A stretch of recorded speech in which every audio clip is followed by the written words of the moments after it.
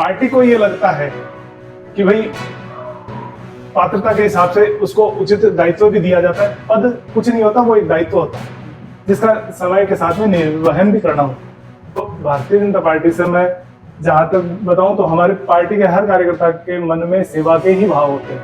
तो जो भाव सेवा के रहते हैं तो उस भाव से निरंतर जो कार्य करता रहता है कार्यकर्ता, तो उसको चुनाव को लेकर अलग से कोई तैयारी करना उसके लिए कोई चैलेंजिंग नहीं रहता, क्योंकि वो जनता के बीच में निरंतर जुड़ा हुआ रहता है। तो उसके लिए चुनाव कोई बड़ा चैलेंज नहीं होता।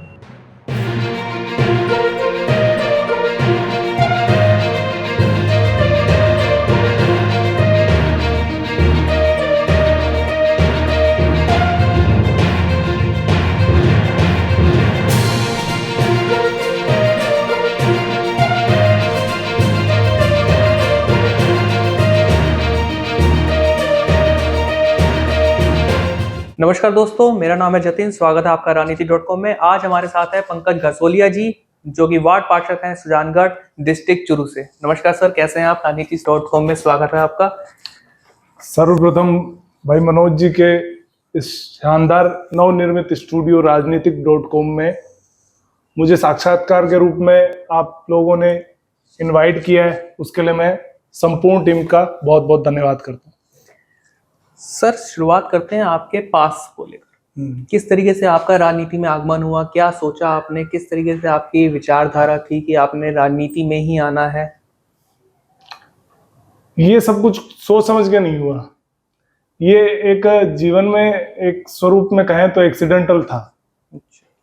कार्यकर्ता के रूप में तो पार्टी में बचपन से कार्य कर रहे थे और निरंतर करते रहे हैं, पर ये तो पार्टी ने ही विश्वास जताया और कार्यकर्ता के रूप में कार्य करते करते पार्टी को ये लगा कि मैं जनता के बीच में जाकर भी और महत्वपूर्ण जिम्मेदारी निभा सकता हूँ। उसी उद्देश्य से पार्टी ने मुझे टिकट दी और उसका जनता ने पूर्ण रूप से सम्मान करके मुझे विजयी बनाया। आपने कहा बचपन से ही आप कार्यकर्ता के रूप में, तो साथ साथ पढ़ाई के साथ साथ आपने इस चीज को भी फॉलो करते रहे कि पार्टी के अंदर निरंतर बने रहना है?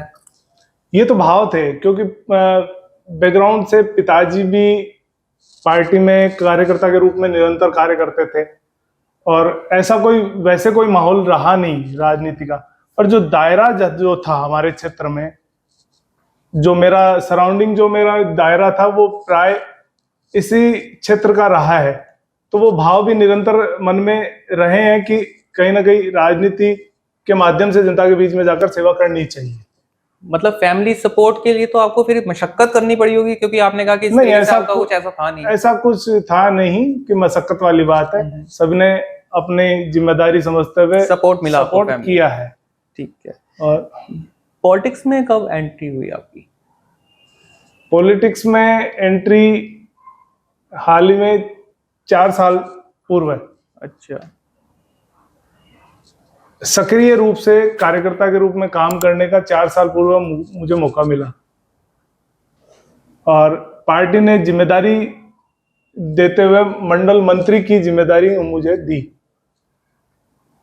तो उस हिसाब से मैं सक्रिय रूप से काम कर रहा हूँ 4 साल।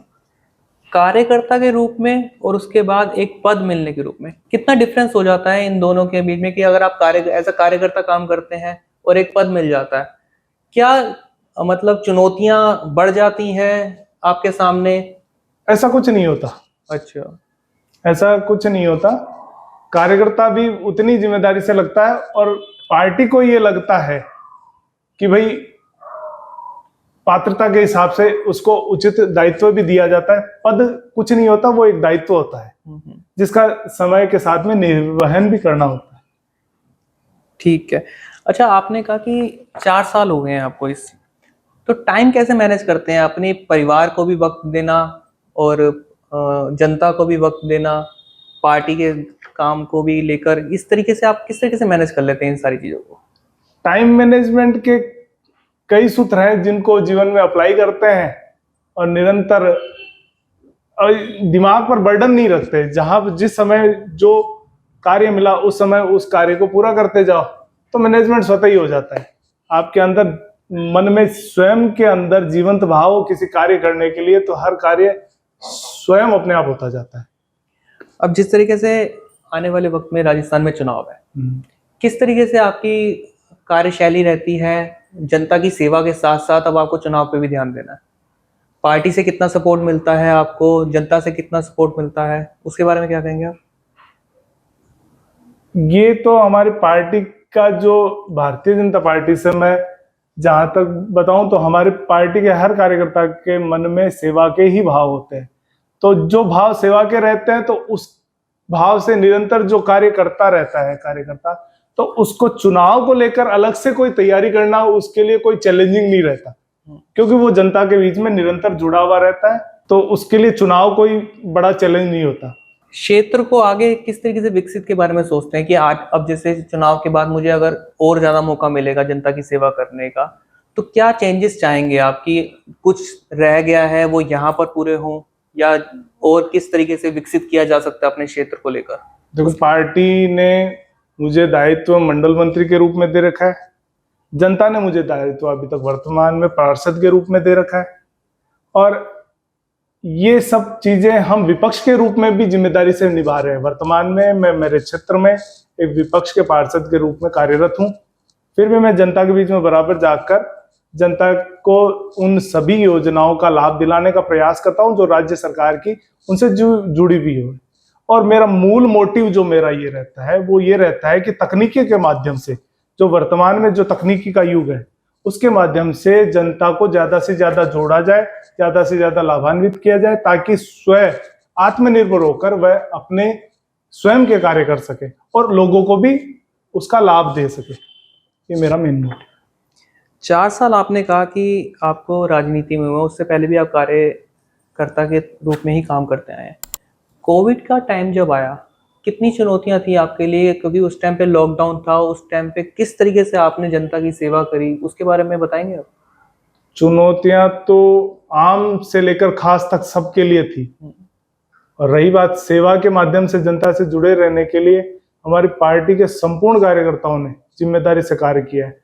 कोविड के समय में हर वो चुनौतियां जो जनता फेस कर रही थी, वहां पर बढ़ चढ़कर भारतीय जनता पार्टी और राष्ट्रीय स्वयं संघ के कार्यकर्ताओं ने निरंतर जनता के बीच में जुड़कर कार्य किया है, जिसके कई प्रमाण है वो साक्ष्य के रूप में आज भी आम जनता के मस्तिष्क पटल पर उपलब्ध है। कोविड का जो चैलेंजिंग पीरियड था, जहां सब लोग अपने घरों में थे, वहां पर भारतीय जनता पार्टी और राष्ट्रीय स्वयं संघ के कार्यकर्ताओं ने बढ़ चढ़कर हिस्सा लिया। आम जो गरीब लोग हैं वहां पर जाकर फूड पैकेजिंग देना, आम लोगों को दवाइयों तक, सर वो उन कच्ची बस्तियों में भी सैनिटाइजिंग की उपलब्धता करवाना, जहां पर इन सब चीजों के प्रति इतनी अवेयरनेस नहीं थी, वहां तक कार्यकर्ता के रूप में सब लोगों ने मिलकर खूब कार्य किया है। ऐसे अनेकों उदाहरण हैं जो आम जनता ये जानती है। उन सभी चीजों को देखते हुए सुजानगढ़ एवं आगामी भारतीय जनता पार्टी हर क्षेत्र में आगे रहकर विजयी हुई। शिक्षा को लेकर और हॉस्पिटल चिकित्सालय को लेकर क्या सोचते हैं आप कि आपके क्षेत्र में कितना उसका विकास अभी होना बाकी है, और अगर है तो किस ओर जा रहा है वो? शिक्षा को लेकर तो हमारे जो माननीय प्रधानमंत्री जी है, उनकी गंभीरता तो नई जो शिक्षा नीति जो आई है वो एक वाकई में उनकी गंभीरता को दर्शाती है कि वो शिक्षा के प्रति कितने गंभीर हैं। हर व्यक्ति को, हर विद्यार्थी को शिक्षा के माध्यम से इतने अवसर मिले, वो सारी की सारी चीजें उस नई शिक्षा नीति में जुड़ी हुई है। और आगामी जो चिकित्सा है उसमें प्रत्येक व्यक्ति को चिकित्सा उसके जीवन का अधिकार हो, उस उद्देश्य से आयुष्मान भारत योजना के तहत सबको अधिकार स्वरूप इंश्योरेंस माननीय प्रधानमंत्री जी दे रहे हैं। और औषधि केंद्र के बारे में? औषधि में जो ये आयुर्वेद है उसका लोहा तो पूरा विश्व मानने लगा अपना। योगा और आयुर्वेद का लोहा तो पूरा विश्व मानता है, और ये सब है, इसके ऊपर फोकस हमारी भारतीय जनता पार्टी का केंद्र का निरंतर रहा है। बीच में कड़ी जुड़ नहीं पाई है क्योंकि हमारी विपक्ष के रूप में राजस्थान में, पर आगामी समय में जनता को सीधा हर योजनाओं का फायदा पहुंचाने के लिए हम लोग निरंतर कार्यरत होंगे, क्योंकि आगामी सरकार हमारी बनने वाली है। आखिरी में सर, युवा नेता आप खुद ही हैं, युवाओं को किस तरीके से मोटिवेट करते हैं पॉलिटिक्स के लिए भी और उनके फ्यूचर के लिए भी, किस तरीके से आप उनको संदेश देना चाहेंगे? नेता नहीं, कार्यकर्ता हैं हम सब लोग, और युवाओं को सेवा के भाव से हमेशा कार्य करते रहना चाहिए। तो ये थे हमारे साथ पंकज घसोलिया जी। आखिरी में सर 2 शब्द राजनीति.com के लिए।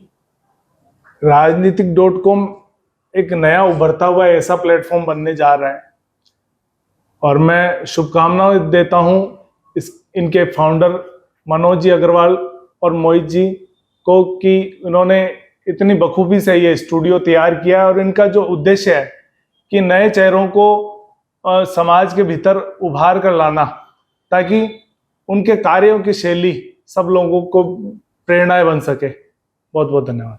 धन्यवाद। तो ये थे हमारे साथ पंकज घसोलिया जी। अगली बार मुलाकात होगी एक नए चेहरे के साथ, एक नए लीडर के साथ। तब तक के लिए नमस्कार।